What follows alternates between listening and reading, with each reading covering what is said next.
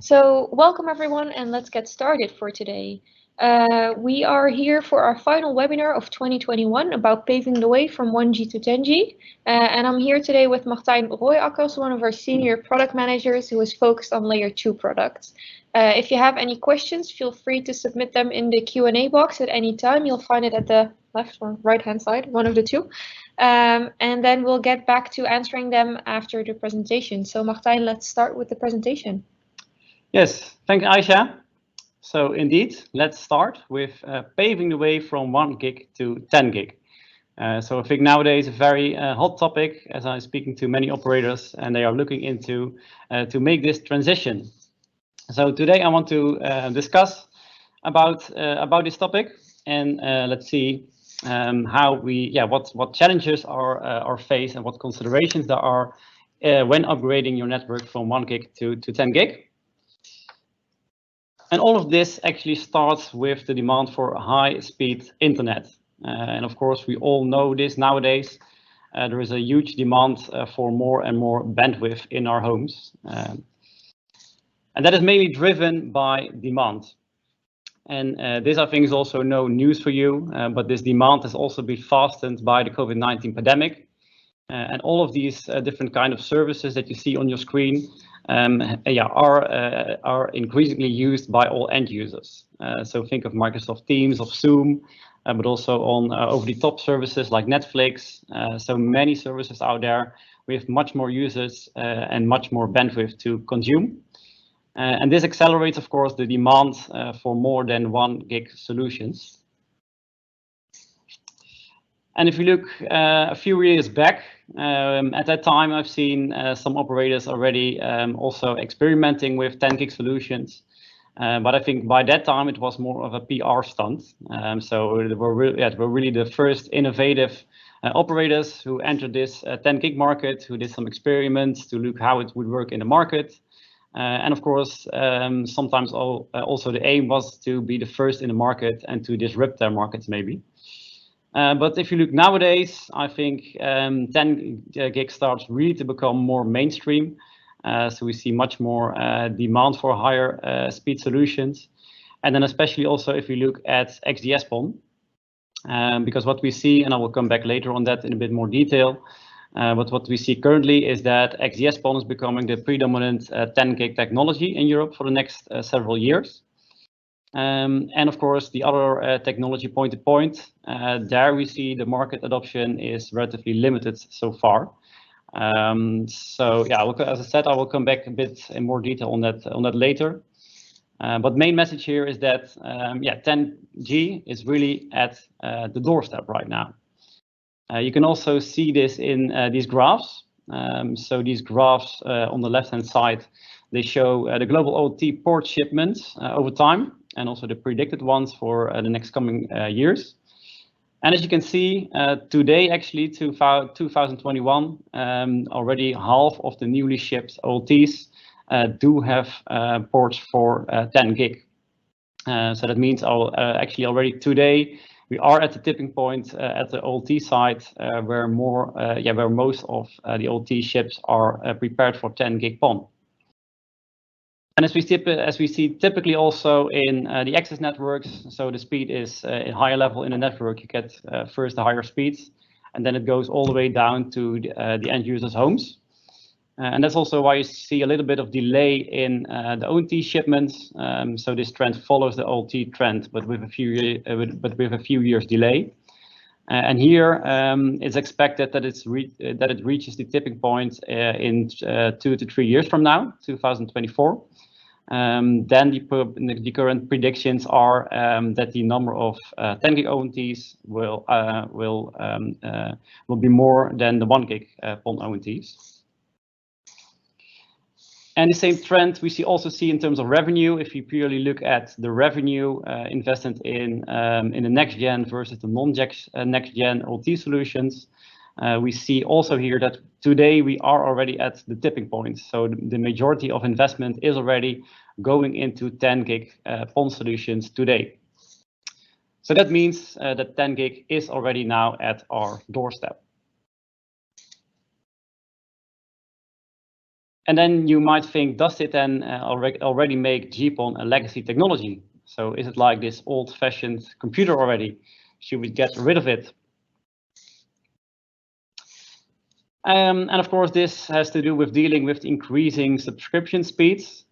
So as already mentioned, the internet usage and the subscription speeds continue to rise.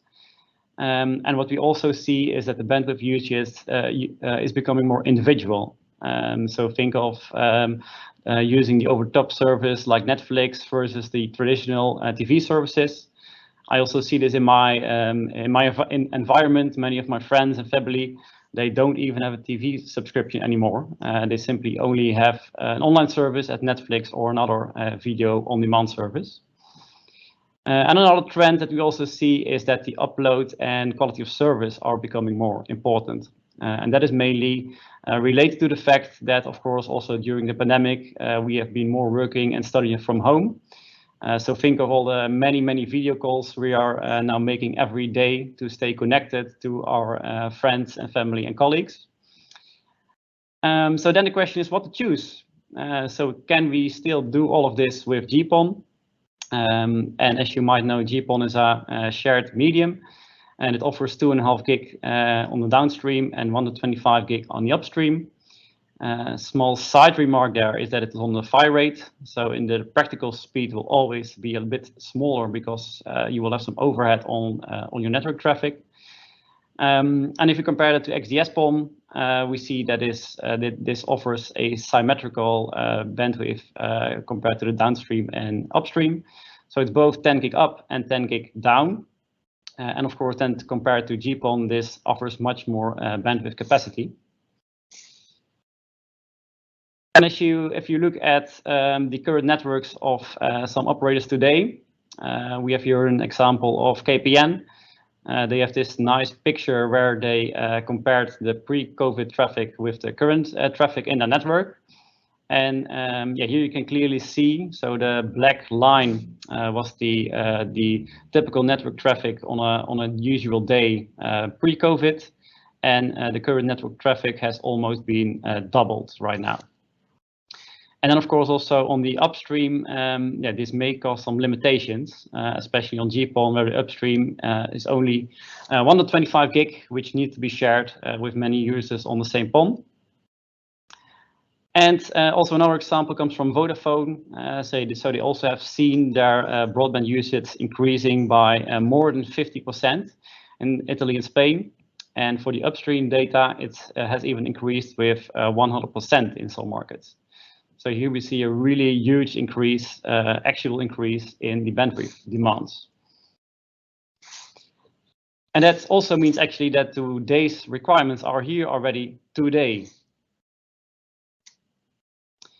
So then the question comes, can this be done with GPON? And then I would say, well, it depends on the network characteristics.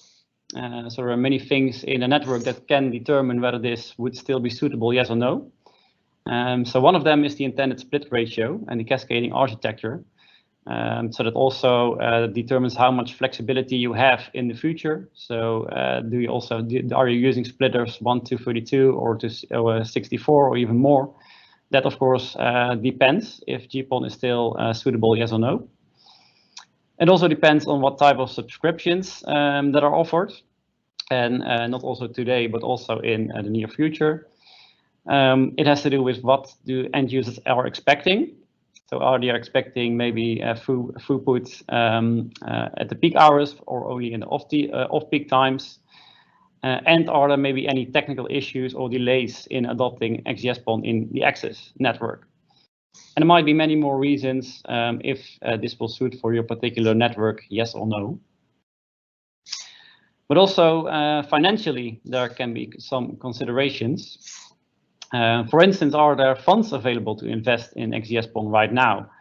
Because very simple, if there are no funds available, yeah, you cannot make the choice to go for GPON for XGS-PON during this time. So maybe you need to delay it. But also you can choose if you invest directly in XGS-PON now to achieve the lowest total cost of ownership, or versus starting with GPON now and knowing that later on you will require additional capex and opex to be able to upgrade to XGS-PON later, which can already be in a couple of years from now. Another thing to consider is how much to budget for the long-term maintenance of the installed base of GPON, because also you need to keep supporting this technology, and you need to maintain it, which also has a financial impact. What we now also sometimes see that our operators also are struggling with all these kind of considerations. And currently we are also developing what we call a kind of intermediate solution, interim solution. And what we see here is that the higher the subscription speed to offer, we know, of course, the lower the split ratio should be.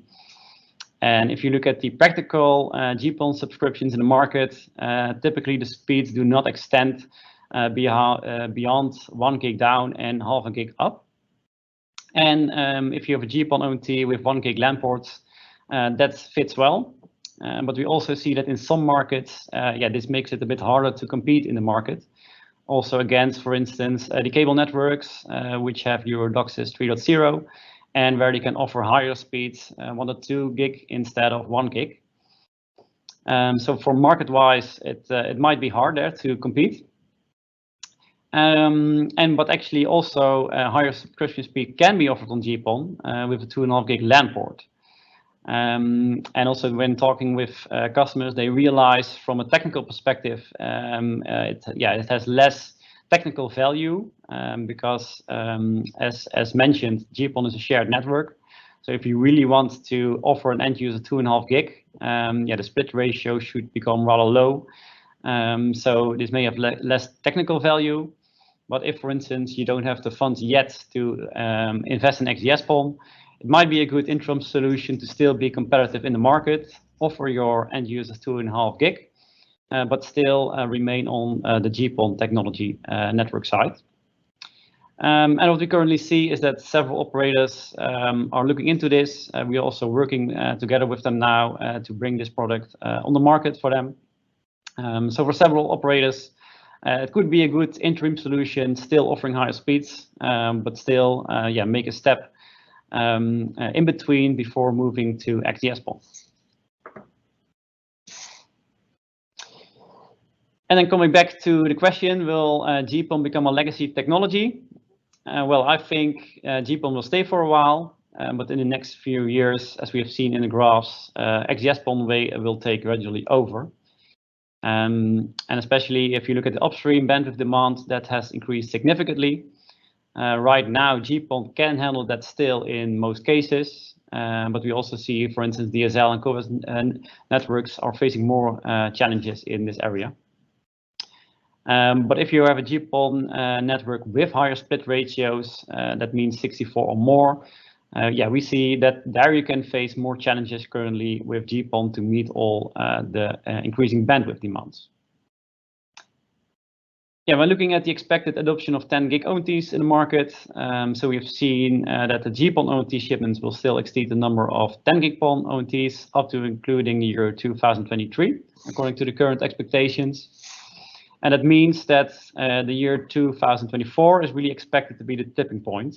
So there we expect to ship more 10 gig PON ONTs compared to 1 gig PON ONTs. But it's also important to realize that at the same time, XGS-PON technology is now widely available in the market. It is in mass production. Price levels are decreasing. It should be noted it's still 2 to 3 times more expensive than GPON. But it's also a matter of the total cost of ownership. If you are investing in your network, XGS-PON, investing in XGS-PON right now might be a better choice. So this means actually that today already XGS-PON can be a viable alternative for GPON or 1 gig point-to-point solutions. And you can also see this a bit in this picture. So here you see the future technology prediction in relation to the maximum split ratio for the different technologies out there. And as you can clearly see, we expect that for GPON, the maximum bandwidth capabilities and the max split ratios are declining quite rapidly. And if you compare that to XGS-PON, we see much more future potential to keep your bandwidth demands on this type of technology. And a bit later on, it also shows the capabilities of 25 gig PON and also NG-PON2, which of course provide even more bandwidth capabilities. But that, as you can see, it's a little bit for the even longer term. One thing to note here is also that this picture is from a pre-COVID view. So this picture dates now from 3 years back. So if you would make this picture again, you can assume that all the graphs will shift a little bit to the left. So there you can see that the limits of GPON will be reached even earlier. And then comes the big question. So how to make the step from 1 gig to 10 gig? How to do this? And that can really depend on the kind of scenario you're in. So maybe if you're just getting started, if you have a greenfield situation, you might consider to start with XGS-PON. Because with XGS-PON, you're investing in a future-proof technology. That means you can avoid a network upgrade in the next few years. You also avoid replacing the ONTs in the field in the next few years, which can be a very expensive thing to do. And with that, you can lower your total cost of ownership. So yeah, you really, it's a long-term, maybe a little bit longer-term investment, but it saves a lot of money in, let's say, 2 to 3 years from now. And another consideration here is to disrupt or protect your market, because if you're now, one of the first majority to enter in this type of technology, you might have a competitive advantage against your competitors in the market. So either you can disrupt it or you can protect it. And then, your deployment will look like this picture. So you start right away with an XGS-PON OLT. You have a splitter there, and beyond you only have 10 gig ONTs in the field.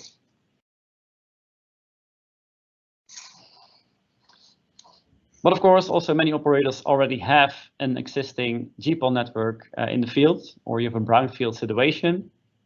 So what can you do in that specific scenario? There are 2 main options.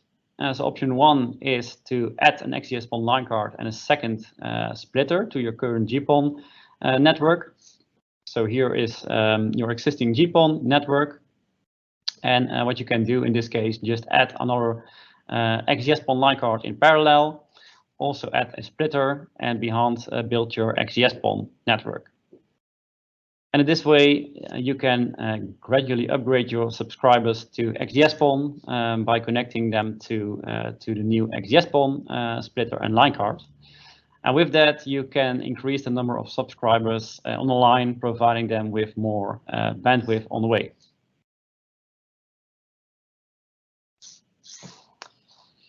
And as you might know, the PON technologies, one of the nice things of the PON technologies is that they can coexist. So nicely pictured in this image of the colored yin yang logo. So all the different wavelengths, all the different kind of colors can be there on the same fiber. So that means that GPON can also coexist with XGS-PON, with NG-PON2, and also with C2V, all on the same single fiber. And this provides great opportunities for gradually upgrading the customers to XGS-PON on the same network. And that brings me to the second option, which I call the pay-as-you-grow model. So here you can also choose to invest in the central office, because nowadays we see that it's quite common for the OLTs to be combo OLTs, meaning they can do GPON and XGS-PON on the same line card. So there you have more flexibility in your network, to pay as you grow between GPON and XGS-PON. And with that, you can use your GPON ONT still where bandwidth is still sufficient. So if your end users are just happy with the connection they have, they don't ask for more. You can leave them for now on the GPON ONTs. But if your customers are asking for higher subscriptions, more bandwidth, you can transfer them to the XGS-PON ONTs, all on the same PON network. One thing to consider there is the fixed capacity of the splitter. So if you're using the existing single PON network, you are limited to the splitter that you have in that specific PON network. So that is something to consider in that case. And also here, of course, you can gradually upgrade your subscribers to XGS-PON along the way when they need some higher bandwidths. As you might have noticed, I've talked a lot about PON. So that also may raise the question, does this transition from 1 gig to 10 gig also mean a transition from point-to-point to PON? Well, if you look at the market trends, so here you see a picture of the FTTH Council Europe. They are looking at the current trends in the market. And there you can see that about 2 years ago, the split between active Ethernet or point-to-point and PON on the other hand was about equal, 50-50. Today, you can see the share of PON already growing in terms of the total picture. But if you look at the coming years, it's really expected that more than 3/4 of the new technology will be based on PON. Still leaving about a quarter left from point-to-point. But yeah, you can see here that really PON is on the rise. And that PON is expected to become the predominant technology in the next few years for most of the operators in Europe. So what does this mean if you consider moving from 1 gig to 10 gig? What I now currently see in the market is that many operators are already make the transition or thinking about making the transition to go from point-to-point to XGS-PON as the preferred 10 gig technology. And we see that that most of the time has to do with the cost because typically a PON network is lower in their investments and also nowadays also maybe more efficient in terms of the OPEX, and it provides you with more flexibility reasons. So that is also why many of the operators nowadays are looking into this new technology. And in case of an existing deployment in 1 gig point-to-point, if you then make the change to 10 gig and to XGS-PON, this also means a change of technology. So not only a change from 1 gig to 10 gig, but also to a completely, maybe completely for you new technology. And there it is important to highlight some of the key differences between a point-to-point network and a PON network. So for instance, PON, as already mentioned a couple of times, is a shared medium.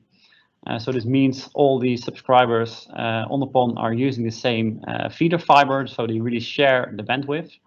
So where in point-to-point, if you offer if you in your OLT have 1 gig, the end user will also get 1 gig.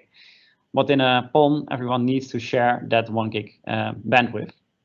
So that's already a key difference. And also if you look at who is in control, so in point-to-point, the ONT is in control and includes most of the features. Everything you can manage in your network is mostly done in the ONT. While in PON, the OLT in the central office is in control, and there the OT includes most of the features and also where you do the management. Another key difference is that in PON, the interoperability or interop is really key between the ONT and OLT. So if you have always worked in a point-to-point network, you might be used to the fact that you can just hook up almost any device to your network, a modem or router. It will all work. In PON, unfortunately, this is a bit different still. So there the interoperability is still plays it still plays an important part in the interop between the OLT and the ONT. And it's also leading to that in PON, it's more from the ONT perspective that you need to work more on the interop side instead of developing features for the ONT. So it's also different than in a point-to-point network. So if you're then going to deploy a PON network, there are some fundamental choices that you will need to make. And one of them is the OLT. So most of the operators first look to the OLT of the choice. What OLT do I want to place in the central offices to base my network on? So let's say here that you will choose for an OLT from company X. And then it might be an obvious choice to also go for the ONT of company X. So maybe because they tell you the interop will be very easy because it's based on the same vendor and the same platform. Maybe they offer you a nice bundle. And of course, this is something that you can look into. But you also need to think a little bit further in the future, because what if at some point in time you say, okay, I want to switch from OLT vendor because maybe the price is not satisfactory for me anymore. Maybe there are supply issues. Maybe the roadmap is not what you were expecting. So there can be many reasons to change from OLT. So let's say you have made a choice and you go now for the OLT from company Y. Then it's a big question, will this still work? So now in your network, you will all have ONTs from company X, but now in the central office, you have an OLT from company Y. Then you might think PON is standardized, right? So we have already many PON standards out there. So by the ITU-T, we have many standards already in the field, which all of the vendors are following. So for GPON, you have a standard. For XGS-PON, for the management interface, the OMCI, to manage the OLTs and the ONTs, there is a standard. You also have conformance tests from the broadband forum. So the technical report 247, for instance, for the ONT. So then you might think, yeah, everything is standardized, right? So it will just work. But unfortunately, as already mentioned before a bit, this is nowadays not yet the case. So what we see in practice is that there are vendor-specific managed entities. Also, per OLT brand, there are different types of software versions and specifics. And what we also see in the market that some of the OLT vendors are applying some lock-in tactics to try to sell the full bundle of OLTs and ONTs. And in itself, there is nothing wrong with that. But at the same time, we also we want to stimulate an open approach. We even encourage also second vendors in a network to be not solely reliant on just one vendor for your whole network. And also because of this, Genexus thinks it's important to be open and independent. So that's also why we are an independent OLT vendor. We don't sell OLTs by ourselves, but our main goal is to be interoperable with all the OLTs in the main OLTs in the market. And we do this with our InterOS independent interop software platform. So this is really aimed at being open and independent to all the different types of OLTs in the field. And one of the key things of InterOS is that it automatically can detect who is on the site. So it detects whether it's a Nokia OLT or Huawei or ZTE or Adtran or whatever OLT. It detects that and it adapts as needed towards all these specific managed entities and the software version specifics, for instance. With this, we have already wide experience, so we are maintaining an interop in over 100 networks nowadays. Number still growing quite fast. And the nice thing also about this is that it comes pre-installed on all FiberTwist products. So meaning that if you are using a FiberTwist based on PON, you don't need to worry about, to which OLT can I connect? Will it work? We will make it work for you. And as said, at Genexus, we think it's important to be open and independent. And also with that, we want to avoid a vendor lock-in in a PON deployment so that you're not really locked into one vendor and one supply chain. So because of that, we think it's really important, the utmost important to be interoperable with any OLT. You should be open and flexible. We want to offer you a wide PON portfolio so that in any, most of the cases, you will have a suitable product for your deployment needs. And we think it's very important to allow for easy network upgrades. And with this, with delivering this true interoperability in our products, we want to provide you with a future-proof network. And now zooming in a little bit also on the easy network upgrades. because also what we think is very important is the ease of installation. Because if you have an easy and fast installation, this will save you a lot of time for your installers, meaning also if you have less time for an installation, you can do more installations a day, and you can simply deploy faster in your networks and maybe defeat your competitors in the market. Another important thing what is also preferred is to be do-it-yourself, because if you have a do-it-yourself device, you can simply send this device to your end user, to the customer, without the need of sending a installer over with all the truck rolls and involved cost. Just send it via post and let them do the installation themselves. So we make this possible with the FiberTwist concept.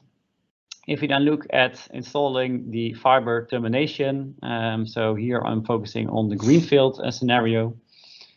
With the FiberTwist FTU, we can do this in 7 simple steps. First of all, we provide a wall mount, which is screwed to the wall. Secondly, you add the fiber management unit. You connect the fiber cable. You protect the fiber with a transparent cover. You secure the fiber management unit with a screw. You seal it with a warranty seal. And finally, you twist on the blind cover to protect your fiber from any dust. So this is it. Now if you have your installed fiber termination for greenfield. So this is when there is no subscription yet, and at any moment in time when an end user wants to activate his fiber subscription. Now the do-it-yourself approach comes in. So you can send a device to your customer, to the end user, via postal services, and the only thing the end user needs to do to activate the fiber connection is to twist off the blind cover, take it off, and he needs to get his new FiberTwist active device and twist it on. That's it. So now this customer has an activated fiber connection. So now let's say this is a GPON or 1 gig point-to-point connection. And now the end user is looking for some more bandwidth demand, more bandwidth. So he wants to upgrade to a higher speed connection. So how to do this? Same approach, 2 simple steps. You twist off the 1 gig point-to-point ONT or the GPON ONT, remove it, get your new 10 gig FiberTwist, and twist it on. So that's it. So now your customer has been upgraded to 10 gig. So this is how the FiberTwist concepts makes this really easy. And of course, what we also see is that many operators in their deployments face different needs. So that's also why we are currently heavily investing in our 10 gig portfolio. So let's have a look at that portfolio in this overview. So this is what we currently can offer as of today. As you can see, we have already a wide range of XGS-PON ONTs available, and that goes from 1-port ONTs for XGS-PON with either a 2.5 gig or a 10 gig LAN port. That goes to a multi-port XGS-PON ONTs with 10 gig LAN ports and an additional 2 or 3 gig LAN ports. And as you can see here, so if we can, here in the small form factor of the FiberTwist, the regular one, we can still offer up to 3 LAN ports in total. But if you go larger based on the 10 gig, we need a bit of a bigger housing, as you can see in this line, to accommodate all the different new components for 10 gig, but also to host the options like CTV and voice. So there we move to a bit of bigger housing, but still in the trusted FiberTwist concept. And also, here for the full portfolio offered also then the options for voice and for CTV. And finally, on the 10 gig point-to-point side, we also have a product already available today. So this offers that 1 10 gig LAN port together with 2 1 gig LAN ports. And also behind this, we still have a roadmap. It's not included in this overview today, but if you are interested in our future solutions, feel free to contact any one of us or your sales representative, and then we will be very keen to help you to look in the newer opportunities. And with that, I have come to the end of this presentation. And yeah, with the FiberTwist, we really want to set the standard for network termination, and not only for 1 gig, but also for 10 gig solutions. Thank you very much for your attention.